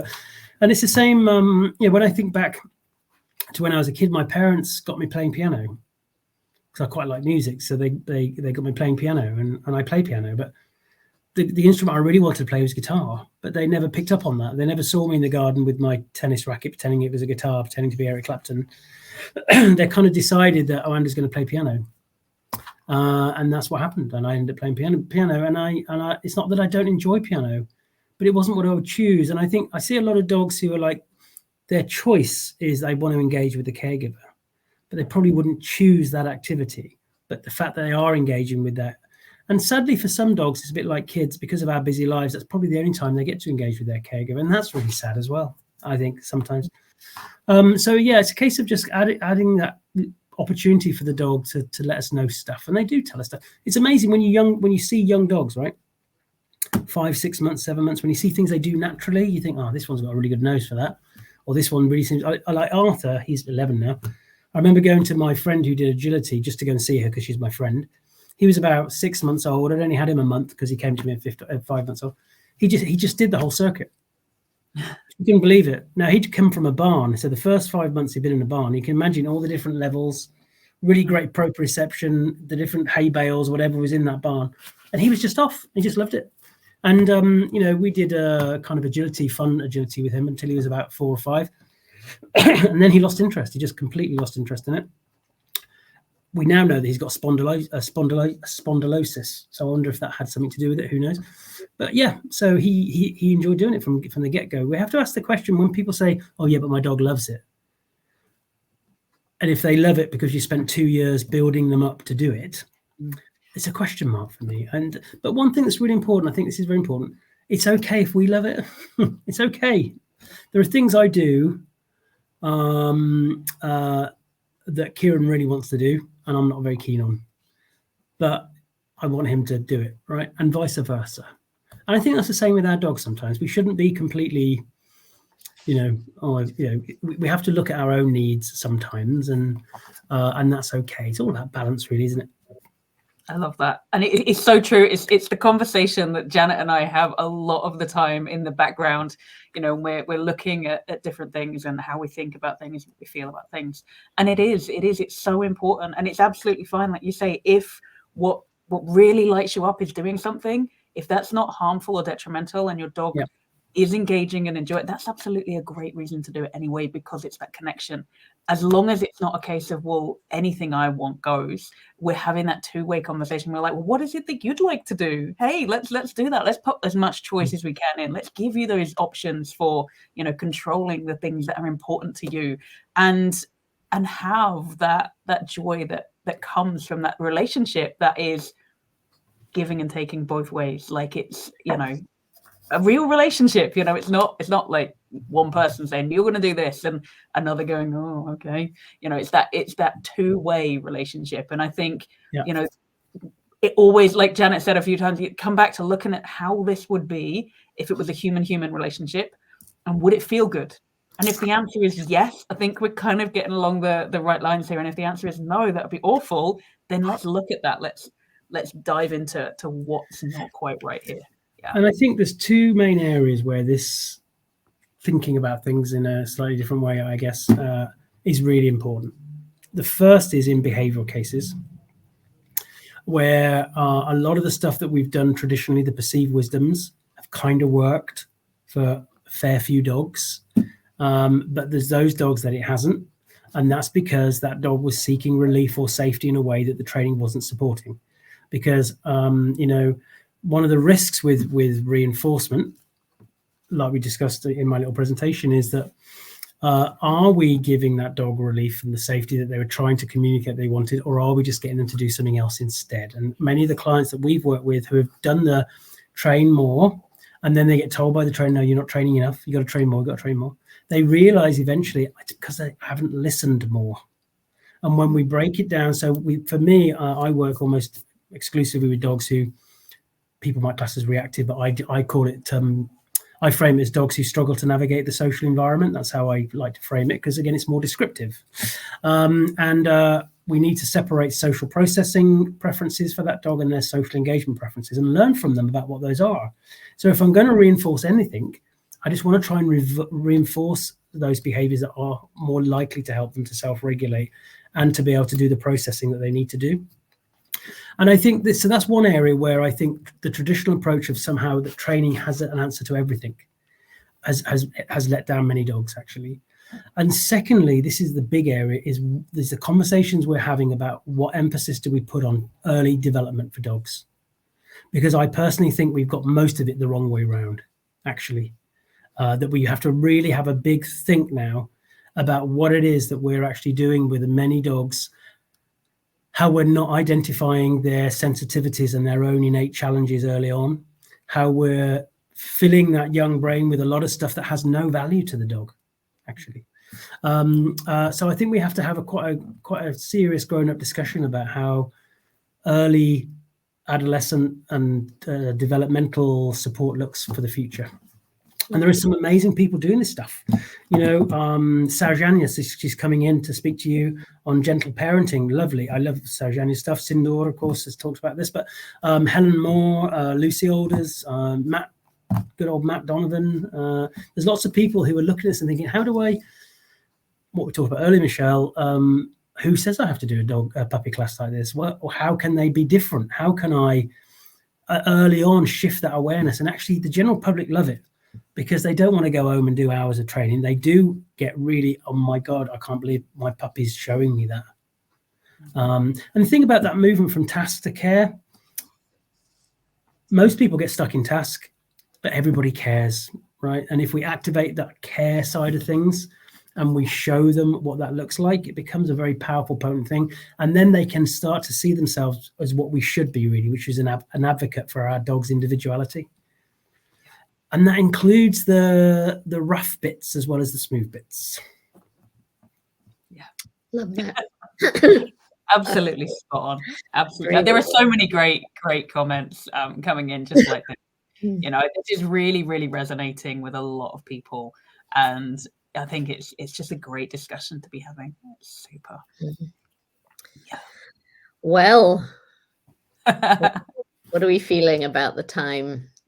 Where are we? We are at 25 95 minutes. 9. Yeah.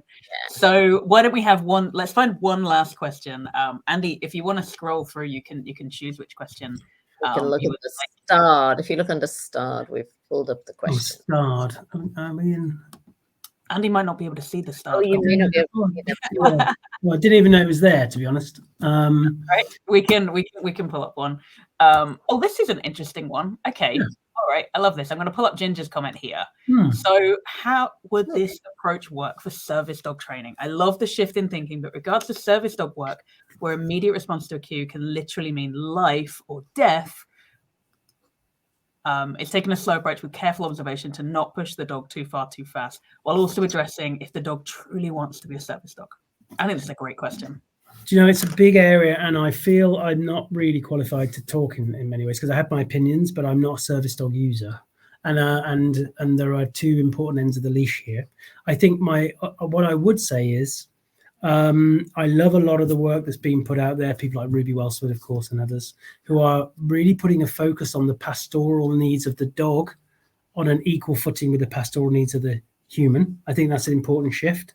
One of my friends used to work with guide dogs, and it is a sad reality that for some guide dog users, the dog was a tool for them, not necessarily a sentient living thing. And you know, if we're going to expect dogs to do that really important work, so the life and death stuff is important work, we've got to make sure that we temper that, balance that with making sure that dog has that off time and knows it has that off time and has the reality of that off time. Some of the most difficult dogs that I've worked with have been ex-service dogs who have gone on to be retired to another home, who, when they haven't got the structure of the training around them, are now really struggling because they've had a previous life of being trodden on, being kicked by accident, by having dogs have a go at them, and they've been expected to not respond.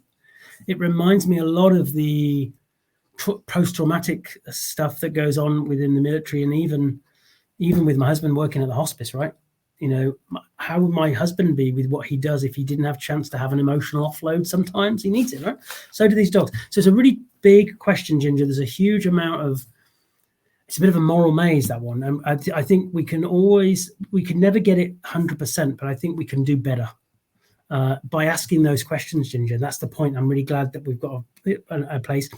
And to be able to feel safe to ask them, because when I've seen people online ask some of these questions and then be jumped on as though somehow they're anti this or they're anti that. It's never as clear cut as that. But I think this notion of giving more awareness and focus to the pastoral care of the dog, who does amazing stuff. But you're right, there are some dogs who just aren't right for it. And it's interesting to see the big organizations like guide dogs, you know, they don't even make those decisions with those dogs until the dog's 12 months, 18 months old.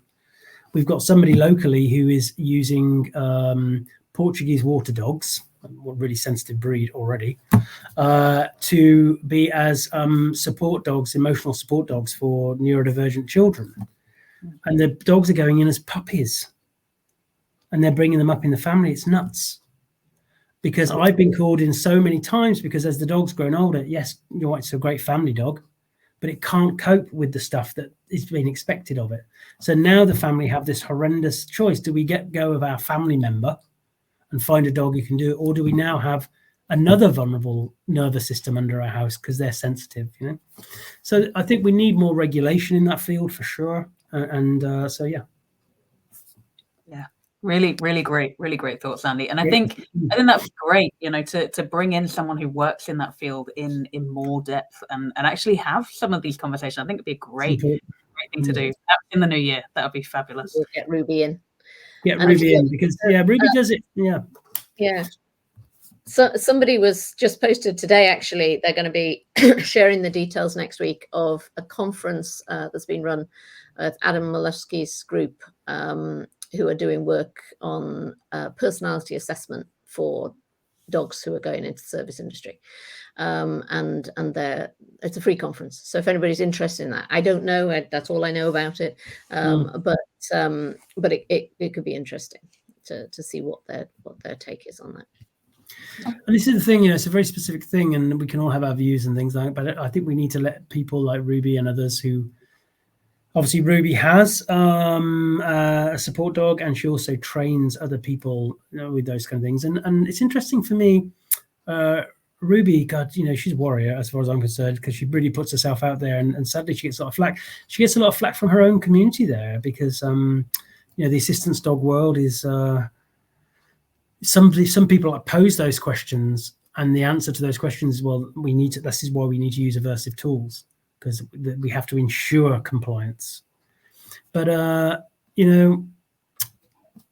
in that moment when that dog is expected to perform an important life and death task, I would argue that is more likely to happen if that dog is better regulated and is able to appreciate what's going on.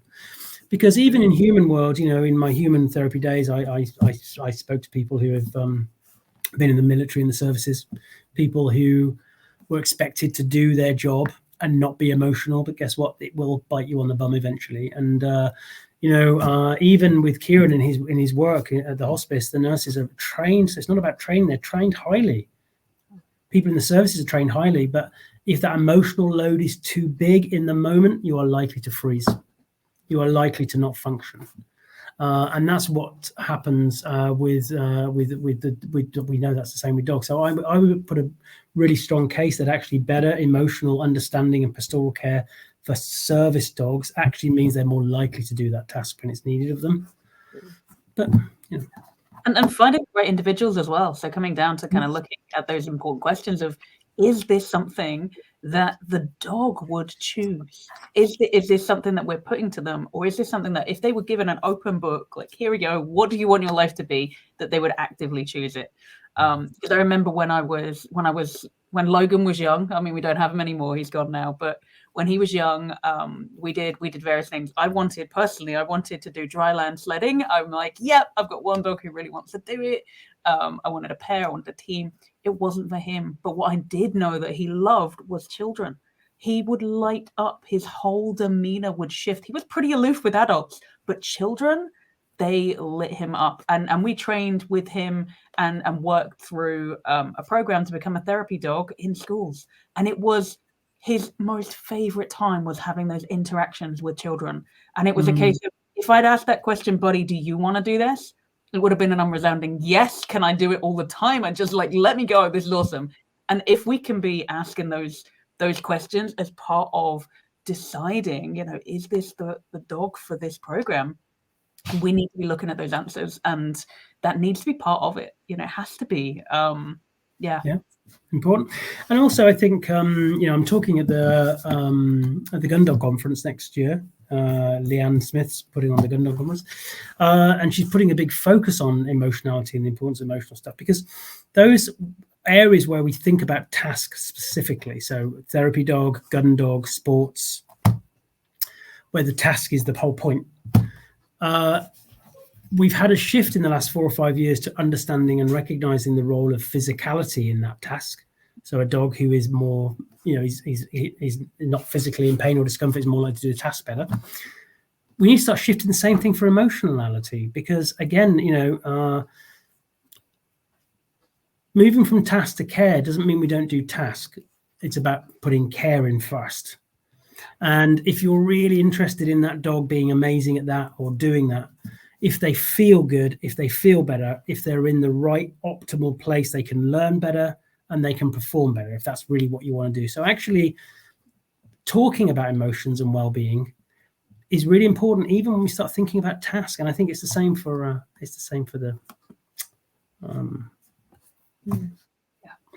the service dog side of things. But Joe, I remember, Michele, we met in person actually a few years ago, one of the member.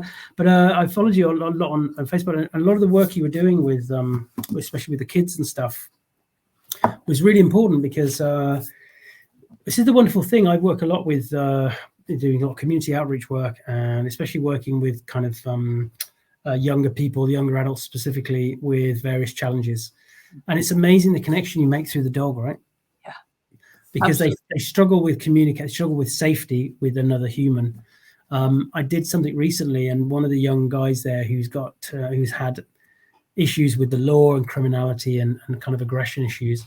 When I was talking about the dog, and I was talking about this was Harley, one of my dogs, talking about Harley's story and using the bucket analogy, he hardly says anything, this young guy, and he just came out and says, you know what, I think my bucket gets a bit too full sometimes.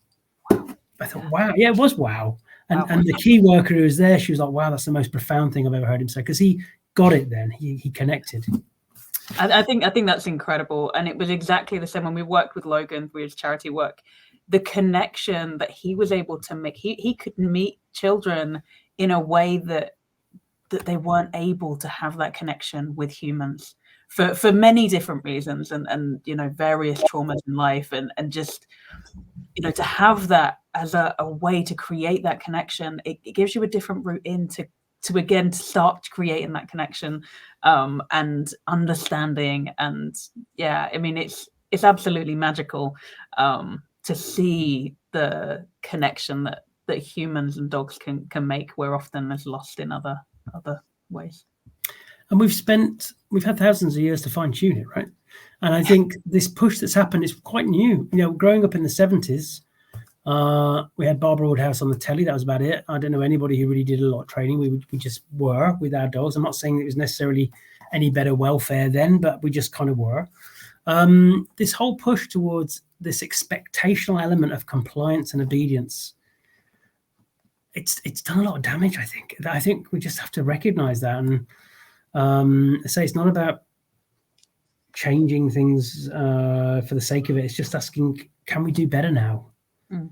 You know, can we do more? And we've learned a lot more with the science. You know, we got the wonderful people like Amber Batson and Kathy Murphy and others, you know, who are kind of and Robert Faulkner Taylor and others who are really into the geeky stuff, who are filtering through this massive, amazing information now. Because one of the big shifts is, I think the scientists and the academics are being braver and saying, do you know what, we don't necessarily have to know it from a dog. Because a lot of the stuff I learned in my human psychology degree was extrapolating stuff done on rats and making it about humans, right?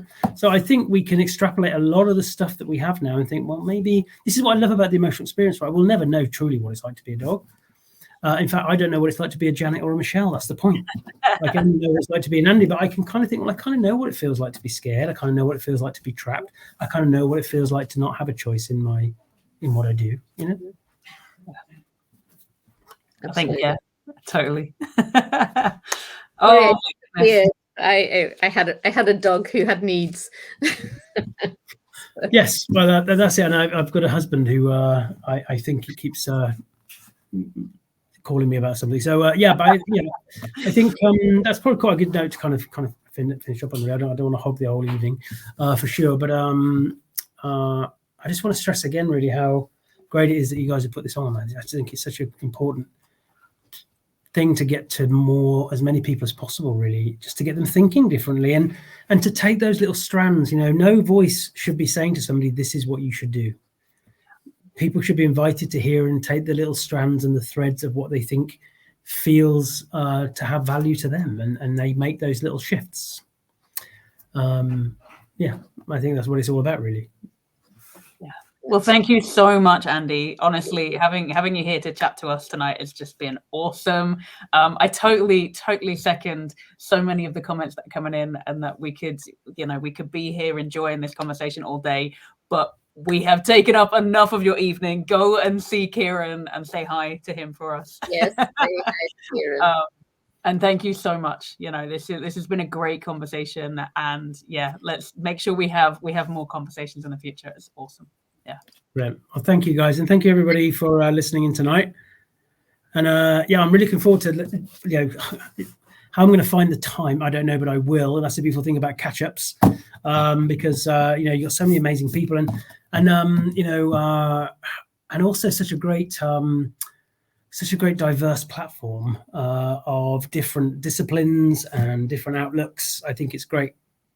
It's what's needed, right? I think it's really important. Amazing. Yeah. Well, it's always a pleasure, Andy, to talk to you, and thank you so much for joining us and for giving us your time and your wisdom. Somebody mentioned that, loved your wisdom, so thank you. And yeah, where can people carry on the conversation with you apart from on this thread, which will obviously stay in the group. Dog-centered care. Yeah, Dog Centre Care. I'll make sure you've got the links for those kind of things. Dog Centre Care, the group, it's a public group. So come along there. I share some of my stuff in there, but it's mainly other people's contributions, and all the conversations we've had in Dog Centre Care up on the Dog Centre Care YouTube channel. And I've got a workshop in January, which is more about emotional well-being for professionals. Yeah, so I've still got some places on that. But Dog Centre Care for sure. That's the place to find things. Amazing. So we will make sure that goes out in the daily digest email. So everyone should be getting an email each day with some highlights, as well as links to replays and any additional links from our speakers as well. So we'll make sure that goes out in there, Andy, so people can come and find you. And I totally recommend it. There's some incredible guest speakers that you bring in. And yeah, fabulous. So make sure you get all of those links. We'll drop them. If you could drop them into the chat on Facebook, that would be amazing, Andy. And we'll make sure that also go out in that digest email, including the link to your workshop. That there are people who would like to. Yeah, cool. So share that as well. Thank you, and thank you everybody for. So if you're not receiving emails, then make sure you're registered. If you're still not receiving emails and you've checked your spam and you are properly registered, then reach out to us privately and we'll sort things out for you. Okay. All right. We will see you guys tomorrow. Your participation, and we will see you tomorrow for it is tomorrow Danielle Beck. We have Danielle Beck talking about meerkats and self-regulation, so just really relevant to what we were talking about today as well. So tune in for that. It's going to be awesome. All right. All right. See you guys. See you. Bye. Bye.